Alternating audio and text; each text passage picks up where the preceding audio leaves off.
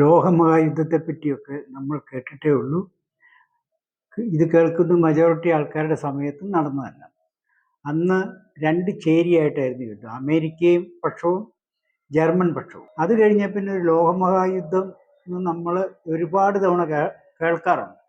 എവിടെയെങ്കിലും രണ്ട് രാജ്യങ്ങൾ തമ്മിൽ തോക്കെടുത്ത ഉടനെ കുറേ ന്യൂസുകാരും രാഷ്ട്രീയക്കാരും ഒക്കെ ഇപ്പോൾ ഇത് വേൾഡ് വാർ 3 വരാൻ പോകുന്നു കേൾക്കും. പക്ഷെ ഇപ്പോൾ ഒരു ലോകമഹായുദ്ധം തുടങ്ങിയിരിക്കുകയാണ്. അമേരിക്കൻ പ്രസിഡന്റ് ട്രംപ് അത് താരിഫുമായിട്ട് ബന്ധപ്പെട്ടാണ്, ട്രേഡ് താരിഫുമായിട്ട്. അമേരിക്ക ഒരു പക്ഷത്തും മറ്റുള്ള രാജ്യങ്ങളെല്ലാം മറുപക്ഷത്തും. അതിലേക്ക് കടന്നാണ് ഞാൻ സംസാരിക്കുന്നത്.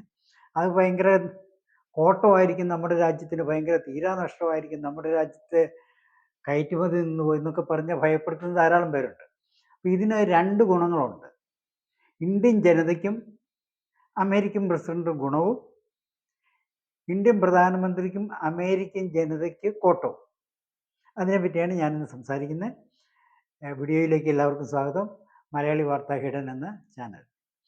വീഡിയോ അവസാനം വരെ കേട്ടാലേ നിങ്ങൾക്ക് മനസ്സിലാവുകയുള്ളൂ. അമേരിക്കൻ ജനതയ്ക്കിടെ കോട്ടം, പക്ഷേ ഇന്ത്യൻ ജനതയ്ക്ക് നേട്ടം.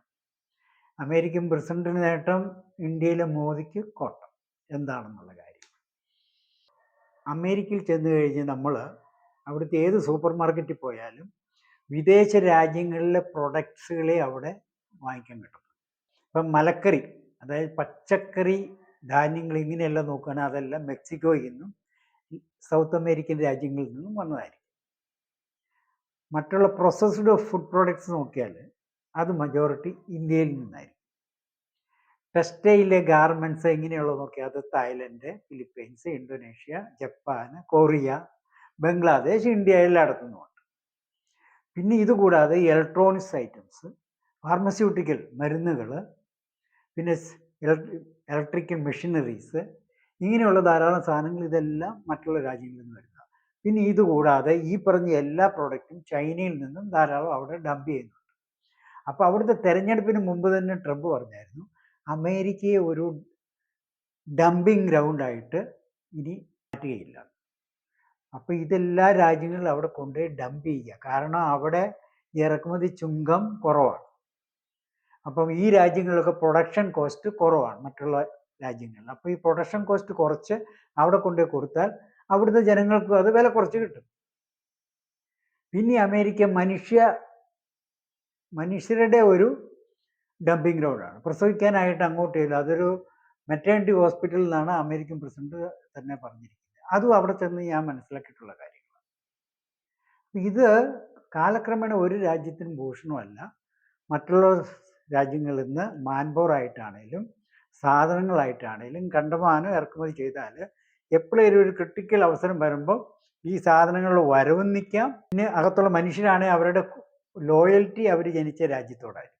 ഈ important computer and digital machinery, ഇതെല്ലാം വിദേശ ആയുധങ്ങളൊക്കെ, ഇലക്ട്രോണിക്സ് എല്ലാം ഡിജിറ്റലി കൺട്രോൾഡ് ആയുധങ്ങളൊക്കെ വിദേശത്ത് ഇറക്കുമതി ചെയ്താൽ ഒരു യുദ്ധം വരുമ്പോൾ അവരത് അവിടെ ഇരുന്ന് അവർക്കത് ഓഫാക്കാൻ പറ്റും. അപ്പോൾ ഇതെല്ലാ തലത്തിലും അപകടം പിടിച്ച കാര്യങ്ങളാണ്. അപ്പോൾ അമേരിക്കൻ ജനതയ്ക്ക് പറ്റാൻ പോകുന്ന അവിടെ ഈ തൊഴിലവസരങ്ങൾ കൂട്ടാൻ വേണ്ടിയാണ് ഇത് ഇറക്കുമതി ചുങ്കം കൂട്ടിയിട്ട് വിദേശ രാജ്യങ്ങളിൽ സാധനങ്ങൾ വരുന്നത് നിലച്ചാൽ, അല്ല കുറവായാൽ അവിടെ പ്രൊഡക്ഷൻ തുടങ്ങും. അപ്പോൾ പ്രൊഡക്ഷൻ തുടങ്ങുമ്പോൾ എംപ്ലോയ്മെൻറ്റ് കിട്ടും, ജോലി കിട്ടും ആൾക്ക്. അപ്പോൾ ബേസിക്കലി അമേരിക്കൻ ജനതയ്ക്ക് ജോലി കിട്ടാനാണ് ഈ ട്രംപ് ഈ പരിപാടി ചെയ്യുന്നത്. പിന്നെ വിദേശത്തോട്ട് പോകുന്ന പണവും ഒഴുക്ക് കുറയ്ക്കും. പക്ഷേ അമേരിക്കയിൽ ഈ സാധനങ്ങൾ വാങ്ങുന്ന കോമൺ ആൾക്കാരുണ്ടല്ലോ, അവർക്ക് സാധനങ്ങൾക്ക് വില കൂടുതൽ കൊടുക്കേണ്ടി വരും. ബിക്കോസ് അമേരിക്ക പ്രൊഡ്യൂസ് ചെയ്യുന്ന സാധനങ്ങൾക്ക് ലേബർ കോസ്റ്റ് കൂടുതലായതുകൊണ്ട് പ്രൊഡക്ഷൻ കോസ്റ്റും കൂടും. അപ്പോൾ അമേരിക്കൻ ജനതയ്ക്കത്, കോമൺ ജനതയ്ക്ക് നഷ്ടമാണ്. പക്ഷെ പ്രസിഡന്റ് ട്രംപിന്, അത് പ്രസിഡന്റ് എന്ന നിലയ്ക്ക് അദ്ദേഹത്തിന് ഇത് ലാഭകരമാണ്, അമേരിക്ക രാജ്യത്തിന് ലാഭകരമാണ്. ഇനി ഇന്ത്യ എടുത്ത് നോക്കാം. ഇന്ത്യയിൽ നിന്ന് ധാരാളം സാധനങ്ങൾ കയറ്റുമതി ആയി. അത് കുറയുമ്പോൾ എന്ത് പറ്റും, ഇവിടെ ഇന്ത്യയിൽ എക്സ്പോർട്ട് പ്രോസസ്സിങ് സോണിലൊക്കെ ധാരാളം മാനുഫാക്ചറിങ് നടന്ന് ടാക്സിയിലൊക്കെ കണ്ടമാനം ഇളവ് ചെയ്ത് ധാരാളം പ്രൊഡ്യൂസ് കയറ്റി അയക്കുന്നുണ്ട്. അപ്പോൾ ഈ കയറ്റി അയക്കുന്ന കമ്പനികൾക്കൊക്കെ അമിത ലാഭം ഉണ്ടാകുന്നത്. ഈ അമിത ലാഭത്തിൻ്റെ ഗുണം ഇവിടുത്തെ ജനങ്ങൾക്ക് കിട്ടുന്നുണ്ടോ? ഇല്ല. അത് പോകുന്ന ആർക്കാ? പൊളിറ്റിക്കൽ പാർട്ടീസിന് പോകും. അതിൻ്റെ ടെക്നിക്ക് എന്താ മോദി വന്ന പിന്നെ ചെയ്തേ? ഇലക്ട്രൽ ബോണ്ട് എന്ന് പറയും. അപ്പോൾ ഇലക്ട്രൽ ബോണ്ട് എന്ന് പറയുന്നിടത്ത് സംഭാവന ചെയ്യുക. സംഭാവന ചെയ്യലാത്ത കമ്പനികളിൽ ഇൻകം ടാക്സും എൻഫോഴ്സ്മെന്റ് ഡയറക്ടറേറ്റും കസ്റ്റംസും ഒക്കെ റെയ്ഡ് നടത്തും. അപ്പം 1000 കോടി രൂപയുടെ തിരിമറി പിടിച്ചാൽ 500 കോടി പാർട്ടി. ഈ പാർട്ടിയുടെ ഫണ്ട് ആരെ ചെലവാക്കുന്നത്? പാർട്ടിയുടെ ആൾക്കാർ. അപ്പോൾ അവരുടെ കൈകളിൽ കൂടിയാണ് ഈ പൈസ പോകുന്നത്. ബേസിക്കലി ഇതൊരു കൈക്കൂലിയായിട്ട് ഇൻഡിവിജ്വലിന് കൊടുക്കുന്നതിന് തുല്യമാണ് പാർട്ടിക്ക് കൊടുക്കുന്നത്. അപ്പോൾ ഈ നഷ്ടം അതുകൊണ്ട് മോദിക്കേ ഉണ്ടാവും, അല്ലെ പൊളിറ്റിക്കൽ പാർട്ടിക്കാർക്ക്. ഈ എക്സ്പോർട്ട് കുറഞ്ഞു പോയാൽ ഈ കമ്പനികൾ നിന്ന് പോകും? ഇല്ല. കാരണം അമേരിക്കയിൽ ആകപ്പാടെ 35 കോടി ജനങ്ങളേ ഉള്ളൂ. ഈ സാധനങ്ങൾ വാങ്ങിക്കാൻ അത്രയും പേരേ ഉള്ളൂ.